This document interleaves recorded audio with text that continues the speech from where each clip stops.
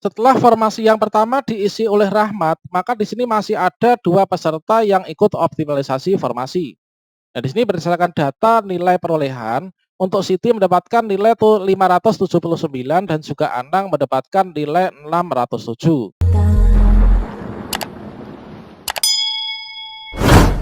Assalamualaikum warahmatullahi wabarakatuh, sobat-sobat calon guru, selamat datang di channel calon guru.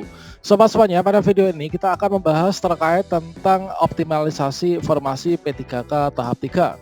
Nah, sobat semuanya, di sini kita juga akan menyajikan informasi penting kepada sobat-sobat guru honorer yang mana belum lulus ya untuk di tes tahap 1 maupun juga di tahap 2. Maka di sini teman-teman harus mengetahui yaitu terkait tentang sebenarnya kriteria peserta seleksi P3K guru yang bisa ikut optimalisasi itu seperti apa sih?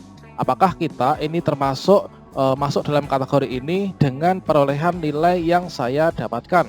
Kemudian kira-kira bagaimanakah ketentuan optimalisasi formasi, syarat dasarnya apa, dan juga seperti apa simulasinya? Silahkan simak video ini sampai selesai. Namun sebelum kita lanjutkan, perlu saya ingatkan bagi teman-teman yang mungkin baru pertama kali menemukan channel ini, silahkan klik tombol subscribe-nya dan aktifkan notifikasi loncengnya sehingga nanti jika ada update video terbaru, teman-teman tidak akan ketinggalan informasi. Baiklah sobat semuanya, kalau misalkan kita cek ya terkait tentang optimalisasi formasi, itu adalah pada bagian ini teman-teman, yaitu di sini bertuliskan hijau ini ya, pada alur seleksi P3K guru di tahun 2021 yang untuk tahap 3 ini dilaksanakan di tahun 2022.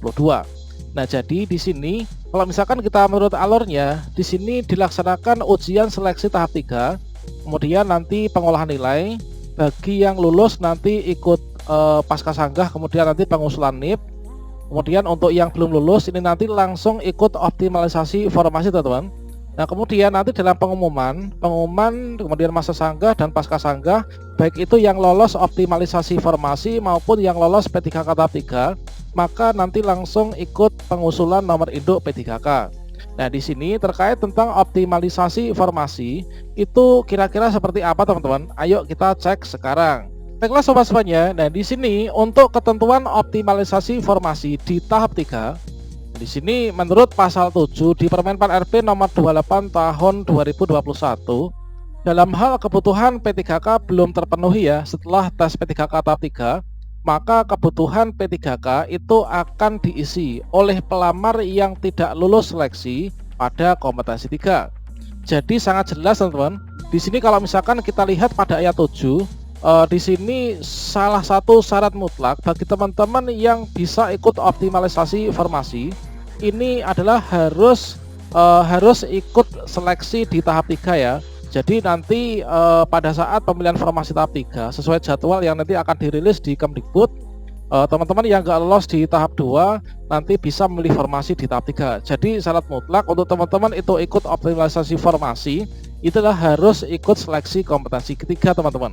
Yang mana untuk seleksi kompetensi 3 ini adalah pesertanya itu adalah berdasarkan dari pasal 37, yaitu pelamaran untuk seleksi kompetensi 3 ini yang mengikuti yang pertama dari teman-teman THK 2 yang tidak lulus seleksi tahap 1 dan juga tahap 2. Kemudian dari teman-teman guru honor sekolah negeri yang tidak lulus seleksi tahap 1 dan tahap 2. Kemudian guru swasta yang terdaftar di Dapodik yang tidak lulus seleksi kompetensi 2 dan juga lulusan PPG yang tidak lulus di seleksi kompetensi 2. Jadi di sini perbedaannya untuk teman-teman yang poin C dan D ini adalah mengikuti seleksi mulai di tahap 2 kemarin teman-teman, baik itu guru swasta maupun juga lulusan PPG. Jadi nanti yang ikut dalam seleksi di sini untuk optimalisasi formasi inilah teman-teman yang mendaftar di tahap 3 atau memilih formasi tahap 3 dan juga ikut seleksi di tahap 3. Nah, tentunya nanti untuk syarat berikutnya teman-teman, kita harus ikut di tes tahap 3. Kemudian di sini yang dapat kita gunakan ya untuk optimalisasi formasi didasarkan pada ini, yaitu ketentuannya memenuhi nilai ambang batas ya dan berperingkat terbaik, entah itu passing grade kategori 1, passing grade kategori 2 dan juga passing grade kategori 3. Nah, jadi nanti kita untuk ikut optimalisasi formasi harus ikut tes tahap 3. Nanti didasarkan pada nilai ambang batasnya itu dari nilai tahap 1, tahap 2, tahap 3 mana yang paling tinggi akan digunakan sebagai dasar perhitungan nilai kelulusan ya untuk dioptimalisasi formasi nanti teman-teman. Kemudian untuk yang kedua teman-teman, jabatan yang akan diisi adalah jabatan yang belum terpenuhi ya pada bentuk satuan pendidikan lain yang sama dengan jabatan dan bentuk satuan pendidikan yang dipilih oleh pelamar pada seleksi kompetensi 3. Jadi nanti kita ikut optimalisasi formasinya itu adalah didasarkan pada formasi yang kita pilih pada seleksi kompetensi 3 teman-teman. Nah jadi seperti itu ya untuk ketentuannya. Jadi ini mumpung masih banyak waktu, teman-teman untuk ikut optimalisasi formasi mungkin bisa difikirkan sejak dari sekarang. Lakukan analisa, apakah nanti saya pindah untuk satuan pendidikan atau tidak, apakah saya memilih formasi yang sama atau tidak. Tentunya nanti untuk nilai P1, P2, P3 dari tahap 1, 2, 3 itu yang akan kita pertaruhkan. Nanti untuk kita dijadikan dasar perhitungan supaya kita lulus ya di optimalisasi formasi di tahap 3 ini. Kemudian bentuk satuan pendidikan yang akan diisi itu berada pada satu wilayah kewenangan penyelenggara pendidikan. Nah ini teman-teman, untuk bagian yang C, bentuk satuan pendidikan yang akan diisi berada dalam satu wilayah kewenangan penyelenggaraan pendidikan ya. Nah ini teman-teman, kemudian berikutnya mungkin teman-teman bertanya-tanya ya terkait tentang penentuannya nanti bagaimana ditempatkan di jauh atau di dekat. Nah di sini pada pasal 8, metode penentuan sekolah yang akan dipenuhi kebutuhannya sebagaimana dimaksud pada ayat 7 akan ditentukan oleh Kementerian Pendidikan dan Kebudayaan Riset dan Teknologi teman-teman. Jadi nanti kita pantau saja akun SSCASN kita, nanti akan tertera di sana ya kalau misalkan memang kita itu lolos di optimalisasi formasi. Nah berikutnya teman-teman, terkait tentang bagaimanakah simulasinya untuk perhitungan nilai yang lolos di optimalisasi formasi, maka kita dapat membuat simulasi yang seperti ini. Nah, ini teman-teman, misalkan di sini adalah untuk hasil seleksi kompetensi P3K Guru di tahap 3 itu diperoleh data seperti ini. Nah di sini kita ambil saja contoh kecil yaitu yang ada di SDN, coba ini saya bedakan dulu ya. Ini adalah di SDN 2, kemudian ini adalah di SDN 3 misalkan. Nah ini teman-teman, jadi di SDN 1 ini ada 2 formasi, kemudian di SDN 2 ini ada 1 formasi, di SDN 3 ini ada 2 formasi teman-teman. Nah di sini untuk seleksi kompetensi 3 di SDN 1 yang terdiri dari 2 formasi ini ada 3 pelamar. Otomatis secara kalau misalkan di ranking dari 3 pelamar ini diambil nilai yang tertinggi ya dari rankingannya.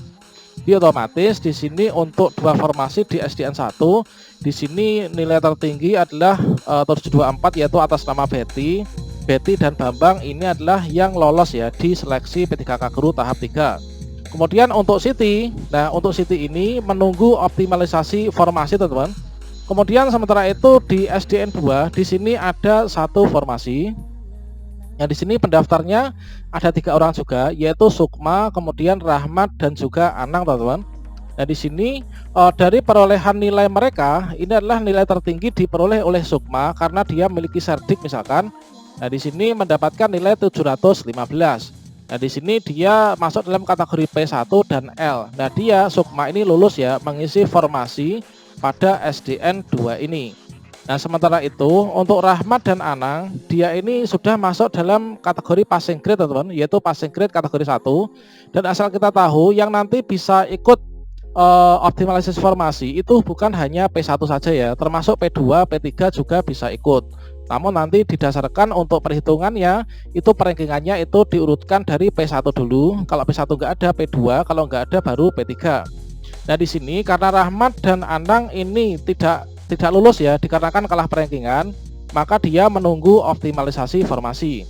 Nah dengan demikian teman-teman, misalkan di sini dalam kondisi yang seperti ini, sementara di sini untuk SDN 3 ini kebetulan ada 2 formasi dan juga tidak ada pelamarnya. Nah di tahap 3 ini tidak ada pelamarnya, maka untuk mengisi kekosongan formasi inilah yang dimaksud dengan optimalisasi formasi. Jadi di tahun ini nanti di tahap 3 seluruh formasi ini dipastikan akan sudah habis teman-teman. Nah di sini ada 2 formasi, berarti di sini ada 3 peserta yang lolos passing grade ya. Lolos passing grade nanti akan mengisi formasi di sini. Nah, di sini kalau misalkan kita cek nilai tertinggi antara Siti, Rahmat dan Anang, ini adalah kalau misalkan kita urutkan tertinggi ini adalah yang Rahmat teman-teman. Jadi di sini untuk yang mengisi formasi ini adalah atas nama Rahmat ini ya. Nah, ini atas nama Rahmat, dia mengisi formasi di sini teman-teman. Kemudian setelah formasi yang pertama diisi oleh Rahmat, maka di sini masih ada 2 peserta yang ikut optimalisasi formasi. Nah, di sini berdasarkan data nilai perolehan, untuk Siti mendapatkan nilai 579 dan juga Anang mendapatkan nilai 607. Nah, di sini antara Anang dan Siti ini nilainya adalah lebih tinggi yang Anang teman-teman. Jadi Anang inilah nanti yang akan mengisi formasi kedua pada SDN 3. Nah, ini teman-teman.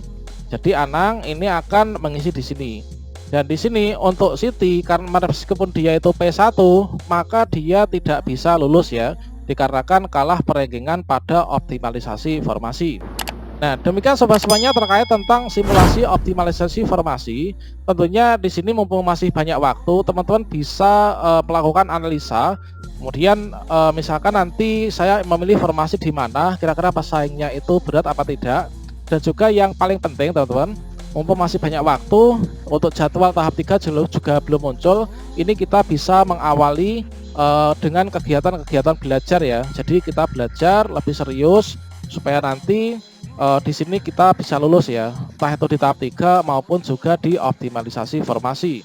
Dan juga kita harus rajin berdoa, semoga nanti bisa menghasilkan hasil yang terbaik teman-teman, dan tentunya berkah untuk kita dan juga keluarga kita.